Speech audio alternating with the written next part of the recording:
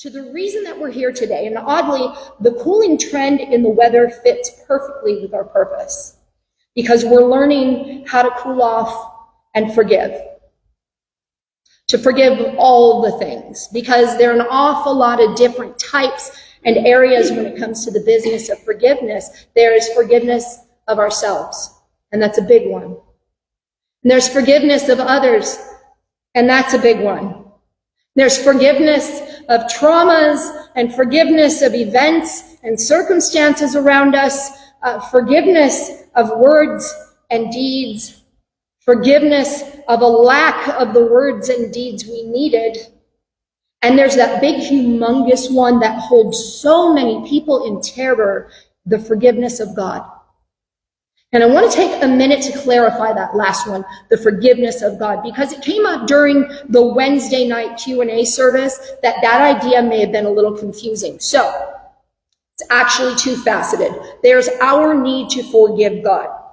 How many of us know someone who always cries, "Why me? Why me, God?" Or who says, "It's like the universe is always conspiring against me." Or, "I feel like I'm always being punished." Yeah, we all know people like that, right? We all know folks who blame God for doing them wrong. And the saddest part is that if they just took a step back and they reflected on things, they might be able to see that everything that has happened, no matter how awful, has been for them. Once they see it, their grudge against God can just surrender into gratitude. And I'm going to circle back to that bit about everything being for us in a bit, a couple times. But before I do, I want to keep clarifying that God forgiveness thing. So the other side of that is the fear of God's forgiveness, right? The thought that we have done something so grievous, so awful, so absolutely shameful that God would seek to torture us for all of eternity. Now, if you've been coming here for a while, you know that God is love. All love and only love all the time. And love knows nothing of scores. Love does not write a tally mark in a book to keep track of every right and wrong in your life. Love only knows love. In other words, in the eyes of spirit, in the eyes of the universe, in the eyes of source and presence and allness, in the eyes of God by any and all names, you are known by only one name: beloved. How many of you are parents? Or parent adjacent? You know, you're significant in some kid's life, right? Okay, tell me, if your child tearfully came up to you and said, "Mom, Dad, Auntie, Uncle, I really messed up." And what if they added something like, "Not only did I mess up big, I kept doing it. And I did it a lot, and I'm so sorry. I didn't really realize how much I was messing up until now. Will you please forgive me? I've learned my lesson, and I'm going to try my best not to mess up that way anymore." Would you force them at that point to live in a cave filled with fire and have wicked little creatures go in and torture them for the rest of time? No. You might have some words of wisdom for them, though, right? Or, just a wordless, jaw-dropping experience. I've had a couple of those with our kids, though. But you don't go after them. You don't want to do anything. You might be surprised. You might wonder how to help them, but you love them always, right? And in the end, you simply love them. And you want only good for them. Whether we think that the things that they're doing are right or wrong or good or bad, all we want for them is good. We have to allow them to experience the consequences of their choices, but those consequences are not our will. They're simply the result of their own doing. Now I ask you, why would God respond any differently? Why would you fear for an instant, beloved? God will allow us to experience the natural consequences of our own choices, but God does not wish them upon you as some sort of punishment. Okay, so does that clear up the forgiveness of God thing? Okay, so I'm going to circle again to that bit I said about everything that happens in our lives, whether it feels good or bad, blissful or horrific, perfect or painful, is for us. It is a catalyst to get us where we need to be. And for a lot of people, that is a really rough pill to swallow. People who have been victims of violent acts, for example. People who have lived through events which felt absolutely devastating. It can feel impossible to find any good within a situation which embodies our definition of the worst thing ever.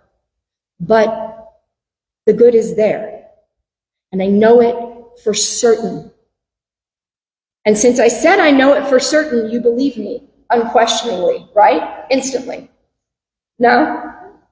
Even if you've been through something which you've never moved past, something which you think left you a little bit broken, for most of you, the answer is no. You can't believe that there's anything good in that. When you're standing in the chaos, and let me clarify that for some people that chaos happened a long, long time ago, but they're still standing in it because from the moment it happened until now, they've let it define them. It's hard to see the good when you're surrounded by thoughts and emotions which aren't good, right? I want to tell you a story of one incredible woman who lived through unimaginable violence and cruelty, which ultimately led her to becoming a globally recognized ambassador of world peace. You may have heard of her. Her name was Eva Kor. And I want to share her story. I'm sorry, it breaks my heart. It's beautiful, but man, it chokes me up. I want to share her story as well as her powerful thoughts about forgiveness in her own words. And that's why it gets me. She says, "It was the dawn of an early spring day in 1944 when I arrived in Auschwitz." Give me a second. Whew. Our family consisted of my father and my mother, my oldest sister, Edith, she was 14, my middle sister, Alice, age 12, Miriam, and I were only 10 years old. As soon as we stepped down onto the cement platform, my mother grabbed my twin sister and me by the hand, hoping to somehow protect us. Everything was moving very fast. As I looked around, I suddenly realized that my father and two older sisters were gone. I never saw any of them again. As Miriam and I were clutching my mother's hand, an SS soldier hurried by shouting, "Twins! Twins!" He stopped to look at my twin sister and me because we were dressed alike and looked very much alike. "Are they twins?" he asked. "Is it good?" asked my mother. "Yes," nodded the SS. "Yes, they are twins," said my mother. Without warning or explanation, he grabbed Miriam and me away from Mother. I remember looking back and seeing my mother's arms stretched out in despair as she was pulled in the opposite direction by the soldier. I'm never going to get through this story, am I? Gosh. She said that was the last time we saw her. All of that took 30 minutes. Miriam and I no longer had a family. We were all alone. We didn't know what would happen to us, all that was done to us because we were born Jewish. We didn't understand why this was a crime. We were taken to a huge building and were ordered to sit on bleachers naked while our clothes were taken away. It was late in the afternoon when our clothes were returned with a big red cross painted on the back. Then our processing began. When my turn came, I decided I would not allow them to do to me whatever they wanted, and fought back. When they grabbed my arm to tattoo it, I began to scream and kick and struggle. 4 people, 2 SS and 2 women prisoners, restrained me with all their strength while they heated a pen-like gadget to red hot, then dipped it in ink and burned into my flesh, dot by dot, the number, capital letter A-7063. We were taken to a barrack filled with girls, all twins, ages 1 to 13 years old. It was late in the evening when Miriam and I lay down on the bottom bunk bed to sleep. I couldn't sleep, even though I was physically tired and mentally drained. As I was tossing and turning, I noticed something big and dark moving on the floor. I began counting. 1, 2, 3, 4, 5. I jumped up from my bunk bed screaming, "Mice! Mice!" I was always scared of mice when I encountered them on our farm in Transylvania. "Those are not mice, they're rats. You'll have to get used to them because they're everywhere," yelled out a voice from the top bunk bed. Before trying to sleep again, Miriam and I went to the latrine at the end of the barrack. Sorry, I need a second. There on that filthy floor were the scattered corpses of 3 children. Their bodies were naked and shriveled, and their wide open eyes were looking at me. Then and there, I realized that could happen to Miriam and me unless I did something to prevent it. So I made a silent pledge. I will do whatever is within my power to make sure that Miriam and I shall not end up on that filthy latrine floor. From that moment on, I concentrated all my efforts, all my talents, and all my being on one thing: survival. Nothing on the face of the earth can prepare a person for a place like Auschwitz. At age 10, I became part of a special group of children who were used as human guinea pigs by Dr. Joseph Mengele. Some 1,500 sets of multiples were used by Mengele in his deadly experiments. It is estimated that fewer than 200 individuals survived.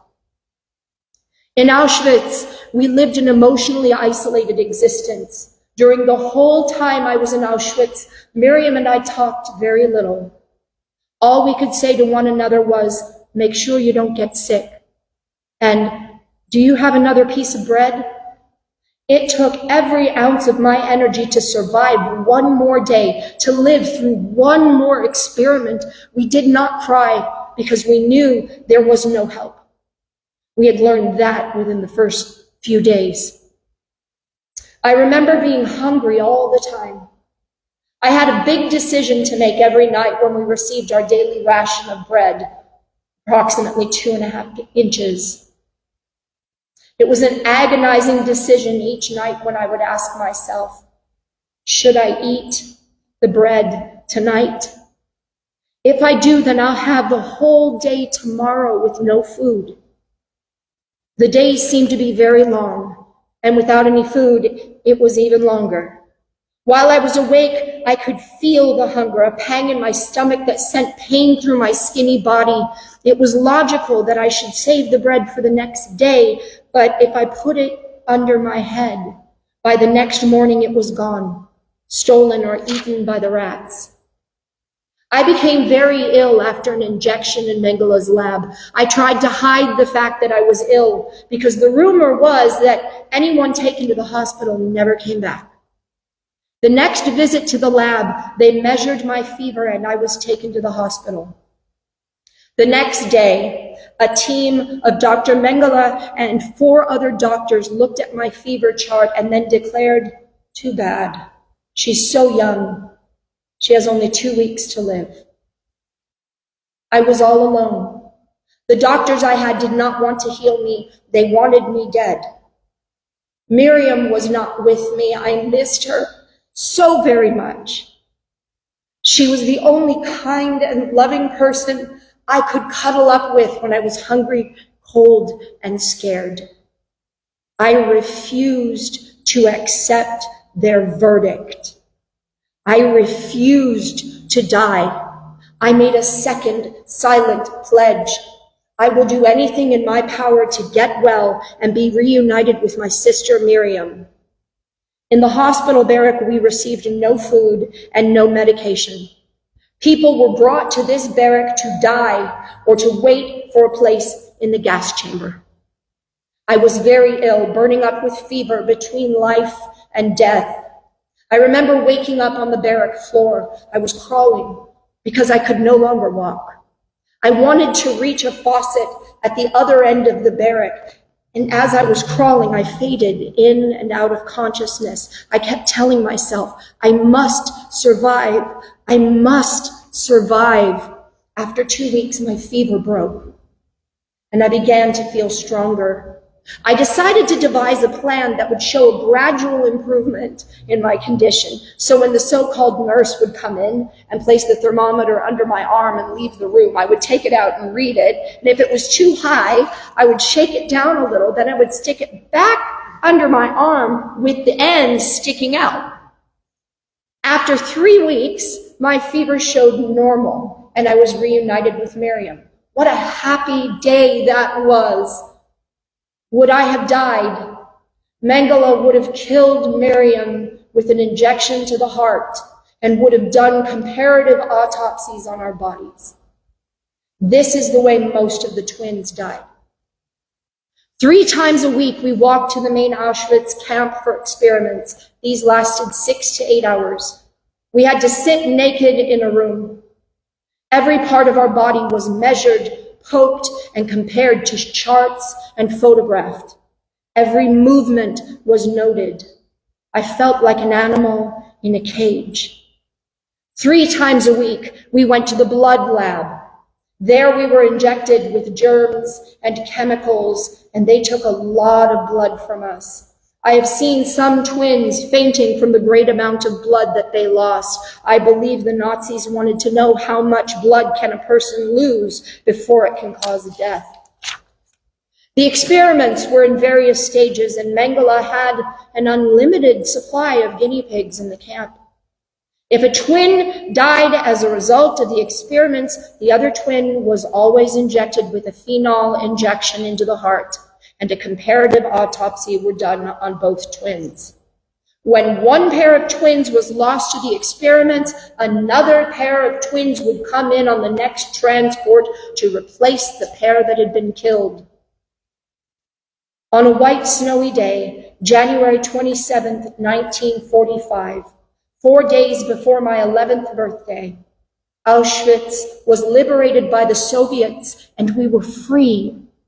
We were alive. We had survived. We had triumphed over unbelievable evil. I have told you my story because there are some important lessons to learn from it. I would like to share with you my ultimate act of healing from those horrors many years ago. I do realize that many of my fellow survivors will not share, support, or understand my way of healing. There might be some people on both sides who will be angry with me. I understand that. I believe we should not go on suffering forever. This is the way I healed myself. I dare hope that it might work for other people. I have forgiven the Nazis. I have forgiven everybody. In July 1993, I received a telephone call from Dr. Michalczyk of Boston College, who asked me to lecture at a conference on Nazi medicine. Then he added, "Eva, it would be nice if you could bring a Nazi doctor with you." I said, "Dr. Michalczyk, where am I going to find a Nazi doctor? The last time I looked, they were not advertising in the yellow pages." "Think about it," he said. In 1992, Miriam and I were co-consultants on a documentary on the Mengele twins done by ZDF, a German television company. In that documentary, they had interviewed a Nazi doctor by the name of Dr. Hans Munch. I contacted ZDF to ask them if they would get me Dr. Munch's address and phone number in the memory of my sister who had died the month before. An hour later, I had his address and phone number. A friend of mine, Tony van Rentergem, a Dutch resistance fighter, contacted Dr. Munch. Tony called him and then called to tell me that, yes, he's alive, willing to give you a videotape interview. That was July 1993. By August, I was on my way to meet Dr. Munch. In August of 1993, I arrived at Dr. Munch's house. I was very nervous. I kept asking myself, how would I feel if he treated me like nothing, the way I was treated in Auschwitz? Dr. Munch treated me with the utmost respect. As we sat down to talk, I said to him, here you are, a Nazi doctor from Auschwitz, and here I am, a survivor from Auschwitz, and I like you. And that sounds strange to me. We talked about many things. I asked him if, by any chance, he knew anything about the operation of the gas chambers, and he said, this is the nightmare I live with. Then he proceeded to tell me about the operation of the gas chambers and that when the bodies were dead, he had signed the death certificates. I thought about it for a moment and then I said, Dr. Munch, I have a big request to make of you. Would you please come with me to Auschwitz in January 1995 when we will observe 50 years to the liberation of Auschwitz and sign a document at the ruins of the gas chambers and in the presence of witnesses about what you have told me? He said yes. I tried to think of a way to thank Dr. Munch. Then one day I thought, how about a letter of forgiveness? I immediately realized that he would like it. I also realized that I had the power to forgive. No one could give me this power, and no one could take it away. I began writing my letter to Dr. Munch, and friends who spell better than I do met with me to correct the letter. One of them threw a question at me. Would you be willing to forgive Dr. Mengele? It was an interesting question. I thought about it and decided that I could. Well, if I forgave Mengele, I might as well forgive everybody. I had no idea what I was doing. I only knew that it made me feel good inside and that I had that power. In January 1995, my children, Alex and Rena, my friends and I, and Dr. Munch with his children and granddaughter arrived in Auschwitz. On January 27th, 1995, we were standing by the ruins of one of the gas chambers. Dr. Munch's document was read and he signed it. I read my declaration of amnesty and then signed it. I felt a burden of pain was lifted from my shoulders. I was no longer a victim of Auschwitz. I was no longer a prisoner of my tragic past. I was finally free. So I say to everybody, forgive your worst enemy. It will heal your soul and set you free. The day I forgave the Nazis, I forgave my parents because they did not save me from a destiny in Auschwitz. And I also forgave myself for hating my parents. My latest thoughts on how to heal the pains of the past are different than most victims. As I understand it, most governments and world leaders bear a heavy burden in trying to keep the world at peace.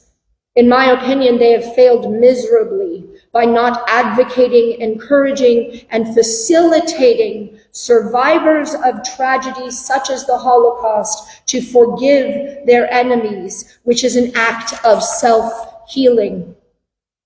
Most governments and world leaders advocate and support one thing only: justice. Justice does not exist, and by demanding justice, they condemn the victims to lifelong suffering. Let's explore a possible scenario that could have changed things for both victims and victimizers.